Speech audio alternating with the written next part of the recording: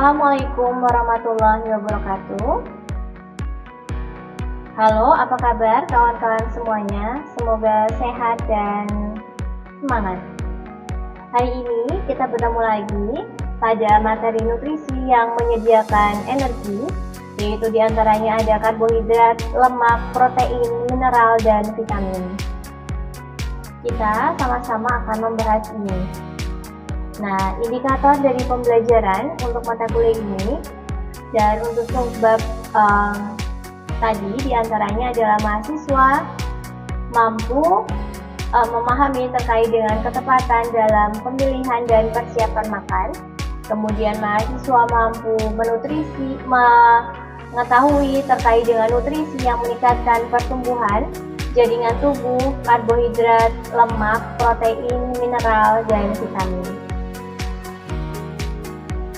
Kita akan melihat poster terkait dengan malnutrition. Sebelum kita melihat video pembelajaran, coba kawan-kawan semua identifikasikan masalah yang terjadi pada anak jika nutrisi anak tidak terpenuhi.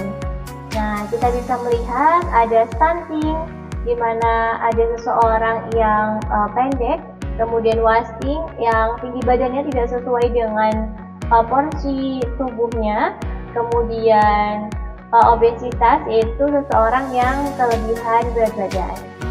Nah, kita coba identifikasi masalah yang ada. Dari poster ini, kawan-kawan semuanya mungkin sudah melihat dan berusaha untuk berpikir ya, bagaimana nantinya kita akan membahas lebih lanjut masalah ini. Sudah ya? Nah, kita akan melihat animasi buku cerita makanan sehat, tubuh pun kuat. Nah, silakan dilihat videonya terlebih dahulu. Kiki dibawakan bekal makanan oleh ibunya, sedangkan Koko lupa membawa bekal sehingga jajan di luar sekolah. Apa saja yang dibeli Koko?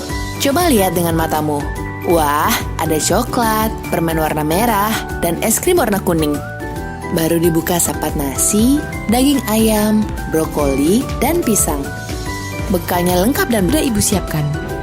Baik Bu, aku akan membawa bekal ibu hari ini dan memakannya agar tubuhku sehat dan kuat.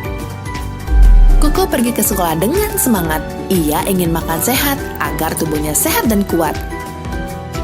Kita membutuhkan makanan bergizi agar tubuh sehat dan kuat sehingga dapat beraktivitas dengan baik.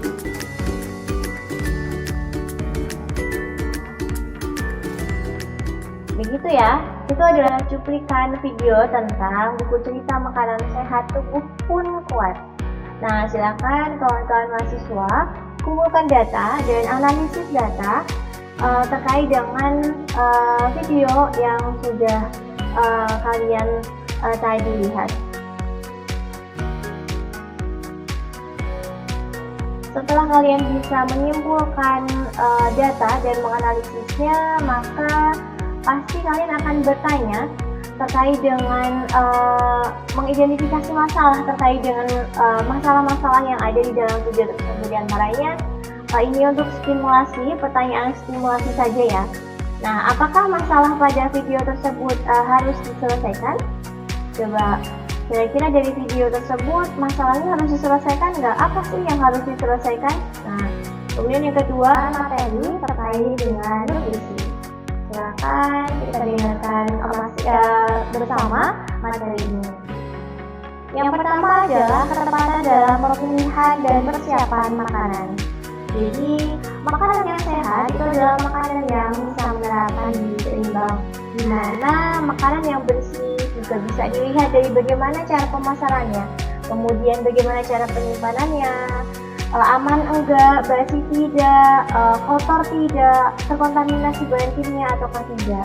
Karena makanan sehat itu akan dampaknya akan sangat luar biasa untuk tubuh. Di antaranya ketika makanan yang masuk ke dalam tubuh terkontaminasi bahan kimia, tubuh kita juga nantinya akan bereaksi. Jika pencernaan kita tidak bagus atau mengalami peradangan, maka nutrisi yang masuk ke dalam tubuh kita juga akan susah untuk diserap. Dalamnya, di dalam sebuah makanan itu ada zat gizi, di mana terbagi menjadi dua. Ada zat gizi makro dan ada zat gizi mikro. Zat gizi makro itu dibagi menjadi 3 jenis ya. Di antaranya ada karbohidrat, kemudian ada lemak, kemudian ada juga protein. Karbohidrat itu adalah sumber energi utama dan dibagi menjadi 2 jenis, yaitu ada karbohidrat sederhana dan karbohidrat kompleks, di mana terdapat perbedaan antara kedua jenis tersebut, yaitu ada kemampuan meningkatkan gula darah, itu ada karbohidrat, di mana karbohidrat sederhana itu lebih cepat ya meningkatkan kadar gula darahnya, antara lain seperti nasi, roti, ada mie. Itu penjelasan terkait dengan karbohidrat. Selain karbohidrat, tubuh kita juga memerlukan namanya protein. Protein itu berfungsi untuk apa?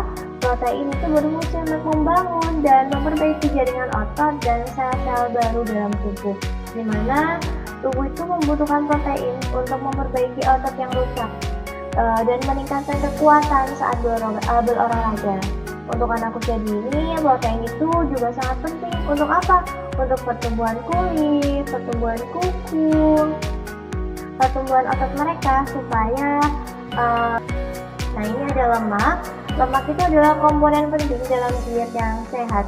Lemak berperan dalam menjaga struktur sel, di mana mendukung kesehatan otak dan memproduksi hormon penting. Ini Anda membutuhkan tunjangan lemak supaya otaknya semakin berkembang dengan baik. Nah, di antaranya sumber lemak yang sehat yang dapat mendukung fungsi otak dan hormon itu ada ikan berlemak. Ikan berlemak itu diantaranya ada salmon, sarden, kemudian makarel, dan lain sebagainya. Adapun alpukat juga ada, lalu kacang-kacangan dan biji-bijian, dan minyak zaitun itu ada 2, diantaranya vitamin dan mineral. Kita akan membahas vitamin dan mineral ya, silahkan diperhatikan. Vitamin itu adalah zat gizi esensial untuk proses metabolisme dan mengoptimalkan tumbuh kembang anak. Vitamin ini banyak jenisnya, ada vitamin D, vitamin A, vitamin E, vitamin K. Silakan. Nah, ini ada mineral. Kalau mineral itu apa sih? Mineral itu adalah zat gizi mikro ya, yang fungsinya untuk menjaga keseimbangan cairan tubuh. Nah, untuk juga membangun jaringan tulang, membantu sistem saraf dan kontraksi otot. Which of these has the least carbohydrates? This roll of bread, this bowl of rice, or this can of soda? It's a trick question. Although they may differ in fats, vitamins, and other nutritional content, when it comes to carbs, they're pretty much the same. So what exactly does that mean for your diet? First of all, carbohydrate is the nutritional category for sugars and molecules that your body breaks down to make sugars. Carbohydrates can be Begitu. Nah, silahkan dilihat dengan seksama apa sih namanya karbohidrat itu, bagaimana karbohidrat itu bisa berfungsi dengan baik di dalam tubuh. Selainnya juga ada fungsi dari protein. Kira-kira protein ini pentingnya untuk apa ya? Nah, kita juga ada videonya, silahkan coba dilihat. Do you know what proteins do for the body? Which food contains proteins? Let's find out. What are they? Proteins are nutrients that make up the tissues of our body, like muscles or bones, for example.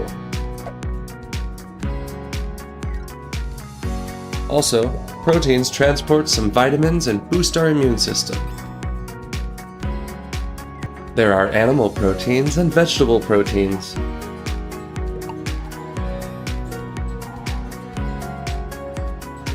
Animal proteins are found in food sources like meat, fish, eggs, milk, or dairy products like yogurt or cheese. Pengetahuan tentang protein di dalam video ini cukup bagus karena menjelaskan makna dari protein secara mendalam, apa itu vitamin B12, vitamin D, vitamin E. Untuk apa sih protein itu? Nah, itu nantinya akan dibahas di dalam video ini. Salah satu sumber protein itu diantaranya ada vitamin D. Vitamin D itu berasal dari makanan, ada ikan, kemudian daging, juga dan tambahan bahwasanya lemak itu tidak selalu buruk ya. Lemak itu dibutuhkan oleh tubuh selain sebagai sumber energi, juga sebagai pengatur suhu tubuh, pelindung organ-organ, diantaranya melarutkan vitamin itu pun vitamin dan mineral ya, fungsinya untuk menjaga keseimbangan cairan tubuh, membangun jaringan tulang, membantu sistem saraf dan kontraksi otot, sehingga melindungi tubuh dari radikal bebas yang berbahaya bagi kesehatan.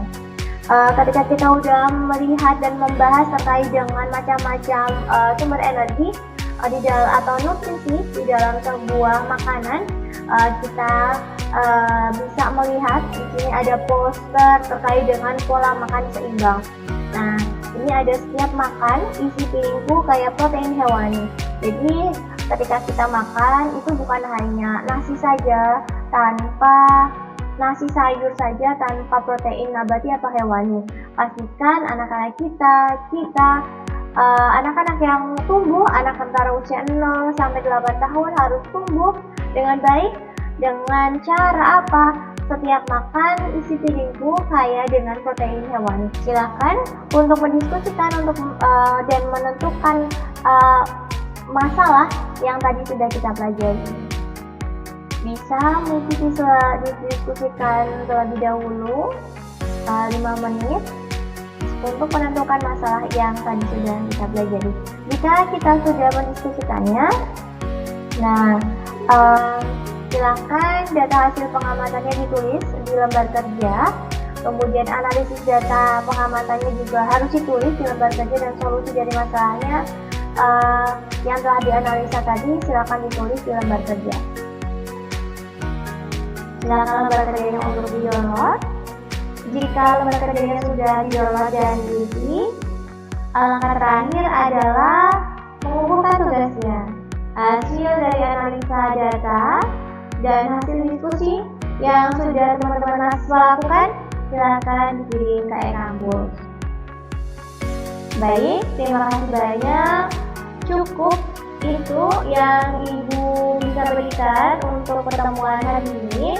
Kurang lebihnya mohon maaf. Semoga teman-teman mahasiswa mampu memahami terkait dengan tema yang tadi sudah diberikan, dan kemudian dari masalah yang ada di poster, kemudian video yang sudah Ibu tampilkan, semoga bisa menambah wawasan, kemudian bisa mencari data dari situ, kemudian belajar analisa, kemudian mendengarkan materi sehingga teori-teori dari data yang sudah diambil bisa lebih kuat dan bisa relevan terhadap fakta di lapangan, juga teori yang ada. Cukup dari Ibu. Kesimpulan materi hari ini adalah melihat beragamnya kandungan zat gizi pada satu jenis bahan makanan, maka disarankan anak-anak untuk mengkonsumsi makanan beragam atau bervariasi setiap kali makan. Dengan mengkonsumsi makanan beragam, maka semua kebutuhan zat gizi bagi tubuh dapat dipenuhi untuk menunjang status gizi dan kesehatan yang optimal. Kurang lebihnya itu yang dapat Ibu sampaikan kepada teman-teman mahasiswa. Tetap harus semangat dalam melakukan kegiatan pembelajaran dan dalam kegiatan sehari-hari untuk mendukung proses pembelajaran di kelas. Kurang lebih itu, billahi taufiq wal hidayah. Wassalamualaikum warahmatullahi wabarakatuh.